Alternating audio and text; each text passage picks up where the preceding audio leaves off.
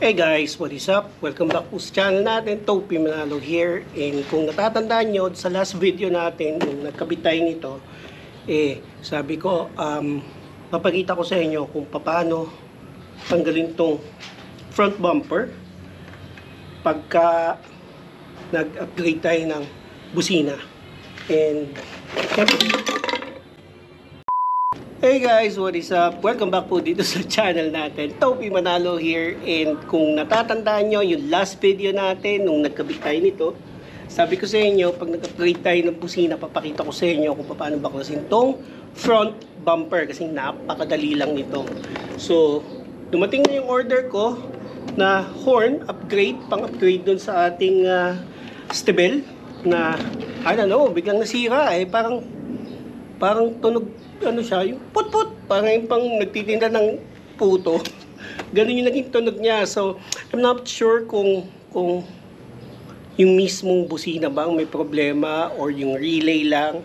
However, I decided to change the entire thing kasi hindi ko rin gusto yung tunog niya. So, I ordered this. This is the Bosch EC6 fan pair compact. So, this is a compact horn na pang kotse or motor, and dalawang piraso to.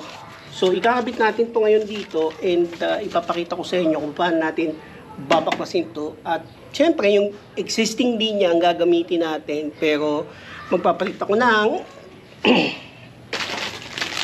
ito, namili ko ng relay. Papalitan natin yung old relay na kasama nung Bosch, nung stable, para kasi feeling ko yun ang may problema pero palit na rin tayo ng busina. So ito yung ganitong klaseng relay, yan, tapos may kasama siyang harness kuno. Tignan na rin natin kung anong epekto nito, but yun nga, babaklasin natin, and ito yung ipapalit natin. So comes with a warranty card, kanyari, and this is the horn. So this is a low and high. I don't know kung alin ang low, alin ang high, but so far ito siya. So ito yung kakabit natin dito, and pakita ko sa inyo kung paano natin ililinya. Alright, so steady lang kayo guys. Steady lang kayo guys, and panoorin nyo, at baka sakaling naisipan nyo kung mag-DIY kayo, at least magkakaroon kayo ng idea kung paano baklasin tong front bumper. Pero bago tayo magsimula, kung bago po kayo dito sa channel natin, I would like to invite you to please subscribe to my channel and hit the bell notification para up to date kayo sa mga video natin. Okay? By the way, ito pala mga tools na kailangan natin para matanggal tong buong bumper. So, tatlo ang major tools na kailangan natin para matanggal to. So, we need a 10mm na socket wrench. Kailangan mo ng extension para sa gitna. We will need this one, yung screwdriver na maliit, kasi pang sungkit, pang sikwat dito sa mga gigilidin. Yan yung sa may lock. And of course, ito yung importante. Kailangan natin ng plastic tool na pangtanggal dyan sa mga clips para hindi magasgasan, hindi masugatan yung mga plastic. Okay? So iisa-isahin natin, susundin natin yung first out, last in. Okay? So kung ano yung unang tatanggalin natin ngayon, yun yung last na ikakabit natin mamaya. So make sure na nasusundan yung mabuti para hindi tayo magpapaulit-ulit. Okay? So steady na kayo. Ito, sisimulan na natin. So ayan guys, unang-una ay itong apat na to. Yan. Apat na plastic clip na big size ang unang-una nating tatanggalin. So, paano natin tatanggalin yan? Using yung fork tong type. Susungkitin nyo lang yung gilid niya. Pakadali. Yan. Okay? So pag natanggal niyo yan, tanggal na to. Right? Bigyan ko kayo ng closer look. Ayan ang closer look, guys. So susungkitin yung isang side, tapos yung gitna. Yan, papasok yun ng ganyan. Pagka umangat na yan, maaangat nyo na to. Easy, di ba? So gawin yan doon sa 4. And pupunta tayo doon sa susunod. Okay guys. So dito tayo sa susunod. So this one here. Yan. Tsaka ito. So sa kabilang side ng wheel fender, meron din ganyan. So 2 piraso din. Hindi ko na ipapakita yung kabila kung paano tanggalin. Kasi parehas lang naman eh. So ang tignan nyo na lang yung dito. So ayan siya, di ba? So ang gagawin nyo, itong tool na to, yung screwdriver na maliit, susungkitin lang natin yung gilid nyan and titis nyo lang. Ingatan nyo lang, make sure na hindi mapuputol o masusugatan yung plastic lock. Tapos pagka nakaangat na, using this or yung kabila, masusungkit natin dito para lang tanggalin na natin to. Matatanggal kasi to guys eh. Yan, so tanggalin na natin. Yun, tumalsik. Andyan lang yun, hanapin ko. So ito, ganun din. Tanggalin natin. Yan. Tapos ito, tanggalin natin. Ito siya. So yung kabila, tatanggalin ko. Pero bago yung hanapin ko yung isang ganito, baka mawala. Pero hindi ko na ipapakita yung kabila. Pero yan, tanggal na yan. So dito naman sa ilalim, makikita nyo, meron din clip, plastic clip. Ayan, 1, 2. Katulad nung nando sa ibabaw natin. So 2 dito sa side na to, sa kaliwa, at 2 rin dun sa kanan. So ang pagtanggal niyan, ganun din. Sisikwatin lang natin. Ingatan nyo lang guys ha, kasi baka mabali.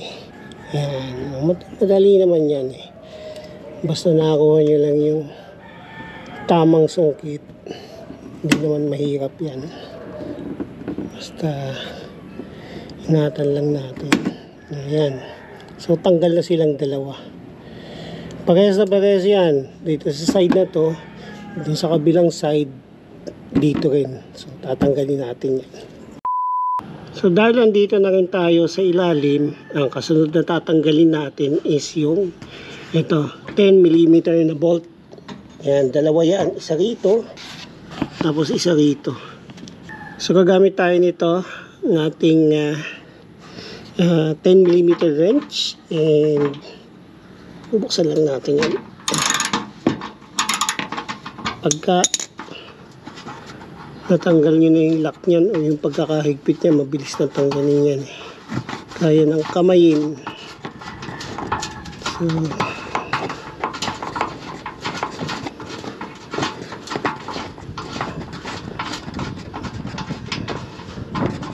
yan, tanggal na yung isa. So ito, tatanggalin ko lang to and pupunta na tayo doon sa last na tatanggalin na screw. So dito sa last and final screw na tatanggalin, yan, another 10mm yan guys. Tinanggal ko yung plate number para ma-access nyo yan. Hindi ko na pinakita dahil simple lang naman magtanggal nun. So tapit natin ang outing cam. Yan, so kung makikita nyo, yan yung 10mm natin. Gumamit pala ako ng extension kasi medyo malalim yan eh. Hindi yan maabot ng simpleng wrench lang. So ganun din yan, pag natanggal nyo na yung pagkakalak nyan, pwede nyo nang kamayin kung madudukot nyo. Kaya naman dukutin. Masyadong malaki lang yung kamay ko. So ayan guys, ngayon natanggal na natin lahat ng screw. Una natin gagawin is to ito, sisikwatin natin to ng konti para lang make sure na tanggal na siya. Yan o, kasi tanggal na yan eh. So dito tayo magsisimula sa clip dito. Ito, ayan o. Yan. Huwag kayo matakot, dahan-dahan lang at make sure na susungkitin nyo to. Sa first sungkit nyo, medyo matigas yan eh, lalo na kung hindi nyo pa nababaklas. Pero kasi natanggal ko na to last time, kaya hindi na ako nahirapan. Yan o, tanggal na yan. Dito angat na rin yan, diba? So sa kabila ganun din, sikwatin natin.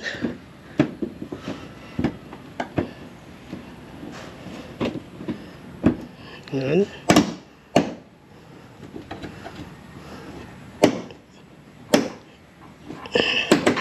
Yan. So, tanggal na rin. Diba? Tapos dito sa harap, susungkitin nyo lang dito. Dito. Yan, dito sa part na to. Kasi dito, eto kung nakikita nyo to, meron niyang katapat na clip eh. Mamaya tatanggalin ko, ipapakita ko sa inyo. Pero ita-tripod ko lang yung camera natin. Yan guys, dito meron niyang clip eh. So ang gagawin nyo, hawakan nyo to. Tapos sungkitin nyo nito para tumanggal. Ganun din yung kabila, alalay, sungkit.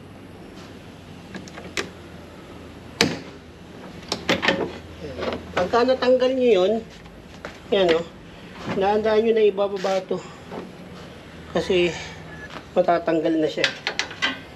So yung sinasabi kong clip guys, dito nakakabit yan. Tapos ito yan o, yung red clip.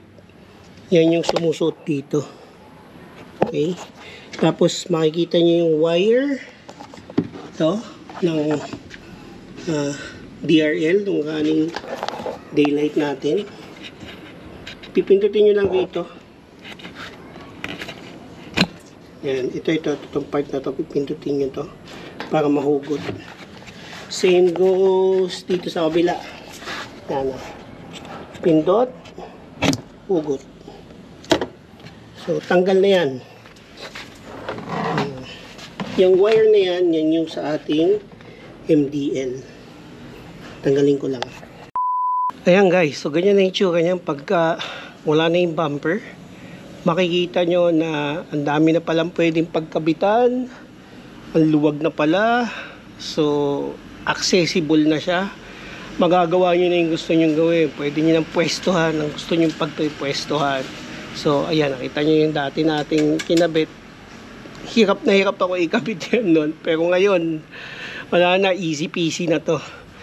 Pag-aarala ko saan ko ilalagay yung busina, either dito sa part na to or dito sa baba. I don't know kung saan ko ilalatag, but pakita ko sa inyo mamaya, and once na decide ko na kung saan ko siya ilalagay, tuturo ko sa inyo. Tapos wala naman tayong magiging cheche-breche sa paglilinya kasi yung dating linya ng busina pa rin naman ang gagamitin natin. Okay? So steady lang ulit kayo dyan. Later. Ayan guys, ginabi na tayo.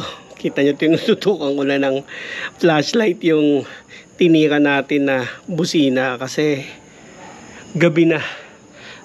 Nagkaroon kasi na aberya kanina, umulan, tapos meron akong tinapos, kaya medyo na-delay ako ng konti and hinabol kong pilit, kaya hindi ko na muna masyadong na video. Pero eto, wala namang naging additional info or kaalaman dito sa video natin kasi as I mentioned, ito yan. So we used the same, ano ba yan? Yeah, we used the same lining. So yan pa rin yung linya natin dati ng busina, and itong bracket, ito lang na bago dyan. Yan, nakita nyo yan. So, magkaroon tayo ng bracket. Good thing meron dyan butas. Ito yan eh, yung butas na yan eh. Yung Saan ba yan? Yan, yung butas na yan. Sa kabila.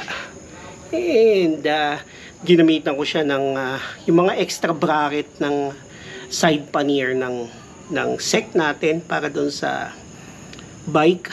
So nagamit ko siya, and eto, ayan na yung busina. Nakatalikod lang kasi kung ihaharap ko siya, may possibility tumama sa bumper.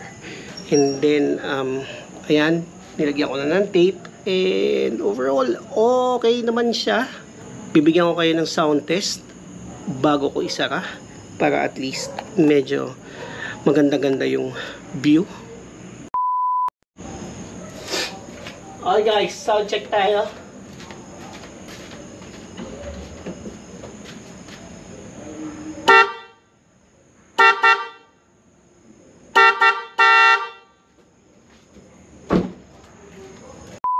Yon, so nadinig nyo yung sound check natin, and solid na solid yung tunog nito guys. Iba talaga yung ng Bosch, yung quality ng Bosch. Ang ganda ng timbre, ang ganda ng busina. It's loud, and hindi siya magmumukhang parang pilit na pinalakas para sa Wigo. Sakto lang siya, pang maliit na kotse, pero malakas yung tunog. So yan, ibabalik ko na muna yung bumper, and para matapos na to.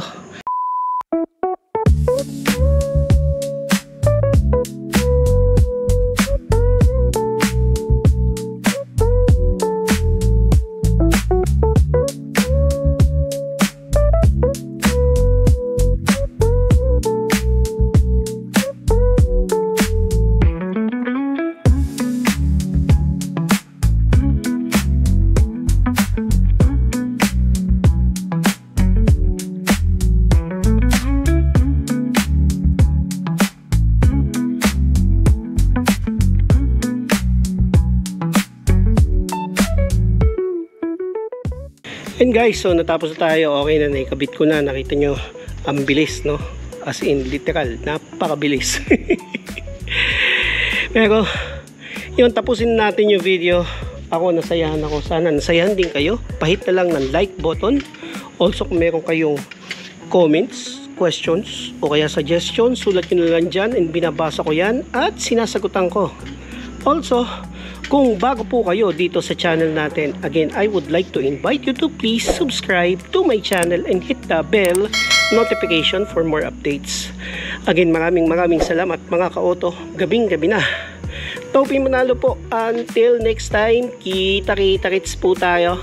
Bye-bye.